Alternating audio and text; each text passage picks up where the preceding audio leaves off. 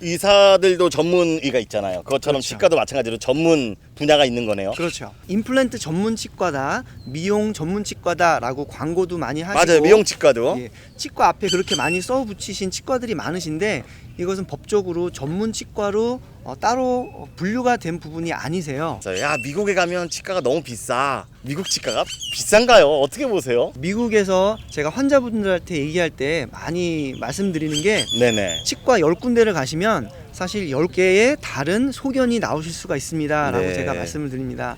치과 보험 같은 경우는 따로 드실 필요는 굳이 없다고 생각을 합니다.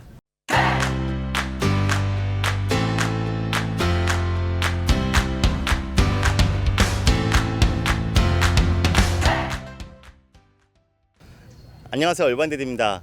가까운 데 계시는 구독자분과 함께 했습니다. 오늘 조셉 리. 네, 안녕하세요. 예, 안녕하세요. 간단히 자기소개 좀 부탁드릴게요. 예, 저는 남가주에서 지금 16년 차 치과 의사로 일하고 있는 이조셉이라고 합니다. 반갑습니다. 저 얼반데드도 이제 치과를 미국에서 갑니다. 1년에 2번씩. 네, 정기 치료 받으러 다니고 있고. 근데 이제 치과를 처음에 가시려고 하면 좀 헷갈리는 게 있어요. 치과마다 좀 이렇게 좀 다르게 써 있거든요.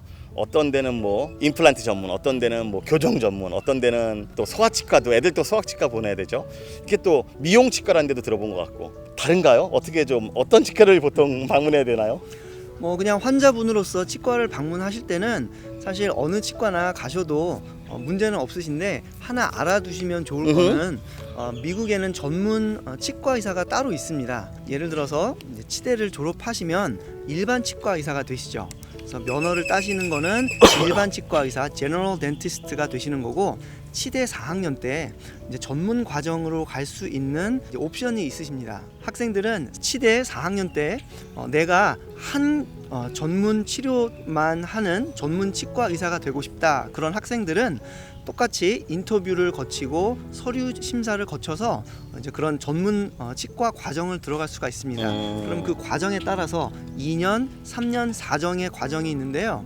의사들도 전문의가 있잖아요. 그것처럼 그렇죠. 치과도 마찬가지로 전문 분야가 있는 거네요. 그렇죠. 그러면은 어떻게 분야가 어떻게 몇 가지나 되나요? 맞나요? 미국에는 6가지의 전문 치과가 있고요. 6가지? 예. 예. 그걸 말씀드리면 소아치과, 구강외과, 교정외과, 잇몸치료, 그리고 신경치료, 그리고 보철. 그래서 6가지가 있습니다. 아, 그 6가지에 대해선 전문이다. 예. 그런데 제가 듣기로 일반 치과에서도 그거 다 하지 않나요? 그렇죠. 일반 치과 의사가 되면 뭐 DDS 아니면 DMD라는 네네. 학위를 받는데요. 네네. 그 치과 의사들은 할 수만 있으면 모든 치료는 다 할 수 있습니다. 법적으로. 네네. 예. 그런데 할 수 있냐 없냐는 사실 각자 의사분들이 판단을 하셔야 되는 거고, 전문의한테 보내는 이유는 각 분야마다 조금 더 트레이닝이 필요하고 좀 어렵고 좀 난이도가 있는 그러한 치료들이 있습니다. 그래서 일반 치과 의사로서 하기 어렵고 조금 위험 부담이 있는 것들은 전문 치과 의사한테 이제 리퍼 보내는 게 맞고요. 네네네. 많은 케이스들을 보면 일반 치과 의사들이 의료 사고를 내는 그런 케이스들을 보면 네네. 그 의사분들이 좀 하기 어렵거나 네네. 많은 경험이 없을 때 그런 치료들을 하셔서 잘못된 경우가 꽤 많죠. 그러면은 정리해 보면 우리가 일반 치과 닥터들한테 사실은 모든 법적으로 모든 게 다 하실 수 있는 게 열려 있다. 그렇죠. 네. 그런데 그것에 대해서 본인들이 잘할 수 있는 분야에는 자기가 직접 하시는 거고, 그거는 이제 본인의 판단에 따라서. 그리고 그렇지 않고 만약에 좀 더 디테일한 게 필요하다면은 리퍼럴을 보낸다. 그렇죠. 그러면은 일반 손님들 입장에서는 일단은 처음에 전문 치과에 가면 안 되겠네요. 왜냐면 전체적으로 자기가 확인을 해야 되니까, 전체적으로 확인하기 위해서는 일반 치과를 먼저 방문해서. 네. 꼭 그러셔야 되는 건 아닌데, 보통 환자분들은 가시게 되는 그런 치과들은 네네네. 거의 일반 치과 의사분들이 거의 대부분이시고, 네네. 뭐 소아치과 같은 경우는 직접 가시는 경우도 있고, 그렇죠. 교정치과도 보통 직접 가시는 경우가 있는데, 그 전문 치과 의사분들이 보통은 일반 치과 의사가 누구 계십니까? 없으시면은 소개를 시켜드리고, 만약에 있으시다 그러면 그 일반 치과 의사분한테 가서 충치가 있는지 없는지, 네네네. 잇몸 질환이 있는지 없는지 이런 것들을 다 확인을 받고 그 다음에 오셔서 교정이라든지 다른 치료를 할 수 있게끔 그런 시스템이 돼 있죠. 저희 아들이 지금 엘리멘트 스쿨 다니는데, 저희 아들이 지금 소아치과를 다니고 있거든요. 그러면 거긴 전문 치과인 거네요. 그렇죠. 아, 그럼 저희 아들은 다른 치과 가본 적이 없거든요. 거기 그냥 다녀도 괜찮은 건가요? 그러신데 만약에 보험이 있으신 분들은 소아치과 보험 적용이 되는 나이가 있습니다. 네네네. 그래서 보험 있으신 분들은 보험에서 몇 살까지 소아치과에 베너핏을 주는지를 확인을 하셔야 되고, 그게 혜택이 안 되시면은 일반 치과를 가시는 게 맞는 거죠. 아, 제가 지금 말씀하시면서 한 가지 캐치한 게 있어요. 예. 보통 미국에서 많이들 임플란트 얘기를 많이 하시는데 지금 아까 6가지 말씀 전문 분야 얘기하시면서 임플란트 말씀을 안 하신 것 같아요. 예, 그게 특히 한국 분들은 많이 오해를 하고 계시는 그쵸? 부분이더라고요. 네네네. 임플란트 전문 치과다, 미용 전문 치과다라고 광고도 많이 하시고, 맞아요. 미용치과도. 예, 치과 앞에 그렇게 많이 써 붙이신 치과들이 많으신데 이것은 법적으로 전문 치과로 따로 분류가 된 부분이 아니세요. 그 치과 의사분들이 잘하고 또 많이 하기를 좋아하시는 치과 분들이기 때문에 그렇죠. 그렇게 광고를 하고 말씀들을 하시는 거지, 정확하게 법적으로 그런 전문 분야는 없습니다. 임플란트랑 미용이랑은 사실상 전문의 분야는 아니다. 네. 네, 일반인들 중에 그거를 이제 전문적으로 많이 하시는 분들이 그렇죠. 그렇게 광고를 한 것뿐이다. 그래서 그렇죠. 우리가 그렇게 약간의 좀 오해나은 오해를 하고 있는 거네요. 네. 아, 네, 알겠습니다.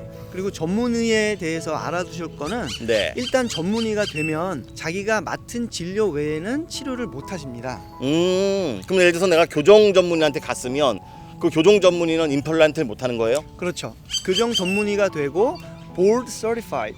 그래서 그 치과 보드에서 라이센스를 받고 사인을 하게 되면 네네. 그 교정 치과 의사는 교정만 하게 되는 거죠. 아, 그렇게 되는 거구나.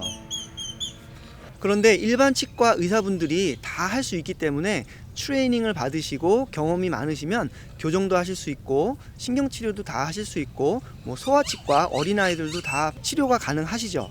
그래서 뭐 일반 치과 전문 치과를 구분하시는 거는 사실 일반 치과 의사분들께서 판단을 하셔서 환자분들께 말씀하시는 게 가장 맞다고 생각을 합니다.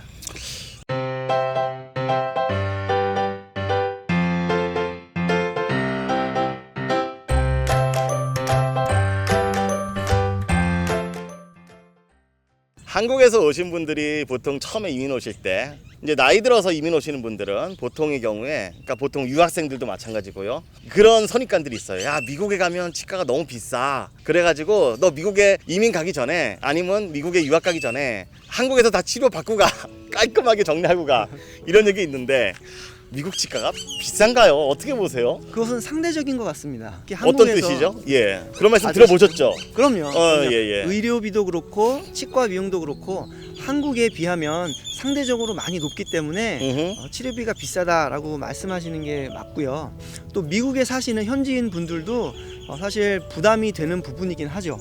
제 생각에는 인건비가 비싸기 때문에 그런 게 아닌가 싶습니다. 맞아요. 미국이란 데가 일단은 치과 한정 분야뿐만 아니라 전체적으로 인건비는 많이 비싼 편이에요. 그래서 그럴 수밖에 없는 거고, 그 다음에 뭐 치료의 수준은 어떨까요? 치료의 수준은 그래도 비슷하다 봐야 될까요?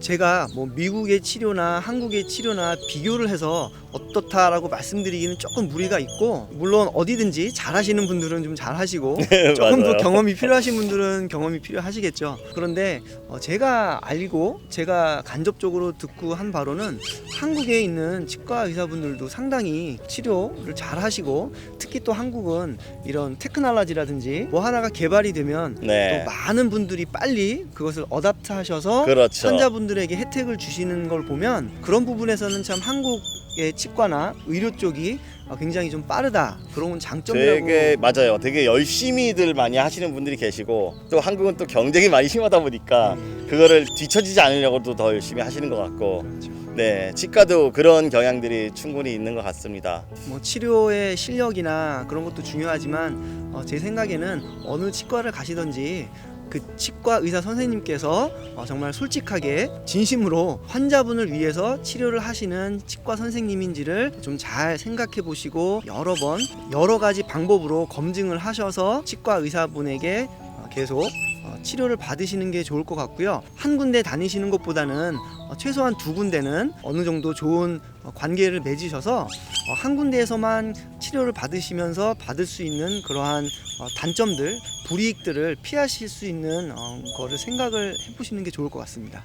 저희 아이 얘기 잠깐만 좀 더 해볼게요. 저희 아이가 유아치일 때 충치가 조금 있었던 것 같아요. 그래가지고 충치 치료도 하고 이것저것 할 게 좀 많았던 것 같아요. 그래가지고 치과를 그 당시에는 저희 아이가 이제 다니는 치과가 없었을 때거든요. 처음으로 이제 치과를 픽하기 위해서 몇 군데 치과에 가서 견적을 좀 집사람이 좀 뽑았다 그러더라고요. 예. 근데 견적이 너무 많이 차이가 났어요. 예. 네, 어떤 데는 한 3,000불, 어떤 데는 한 4,500불. 2배까지는 아니지만 상당히 많이 차이 나던데. 그렇죠. 그럴 때 좀 저희가 좀 유익 있게 좀 참고할 만한 사항들이 있을까요? 그래서 제가 방금 말씀드린 게 한 병원에만 가셔서 견적을 받고 의사분의 소견을 들으시면 그것이 100% 정답이 아니실 수가 있으세요.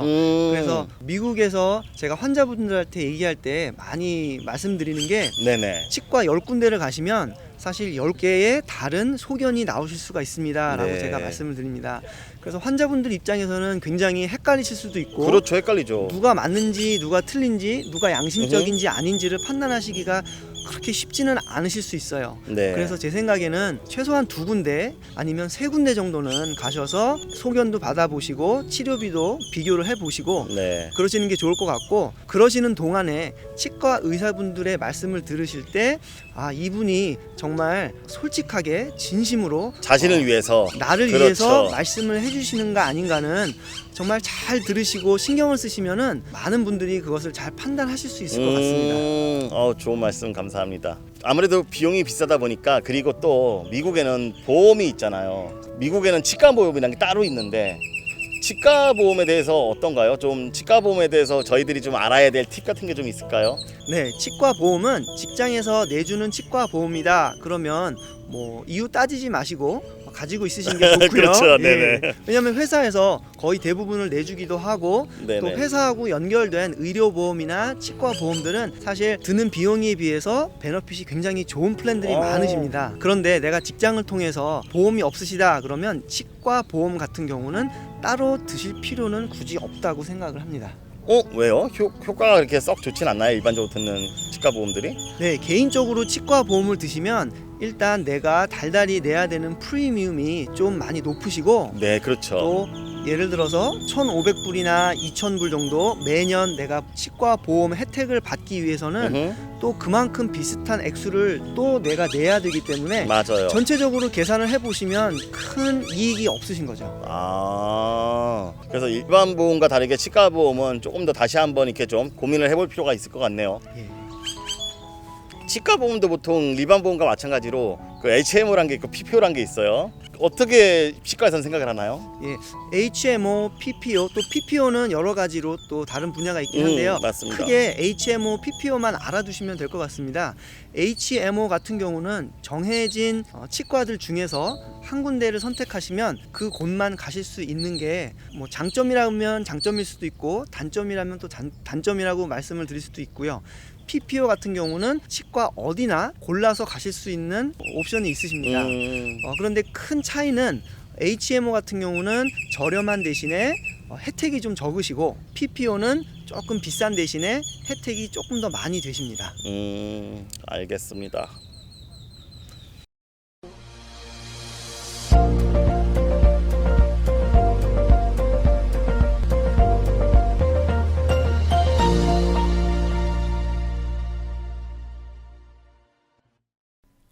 얼바인데디는 여러분과 함께 영상을 만듭니다. 미국에 계신 구독자, 유튜버 분들의 연락을 기다립니다. 한국에서 궁금하신 질문들도 카톡 통화를 통해 영상화하여 더 많은 분들께 도움이 되실 수 있습니다. 얼바인데디 그리고 세븐 gmail.com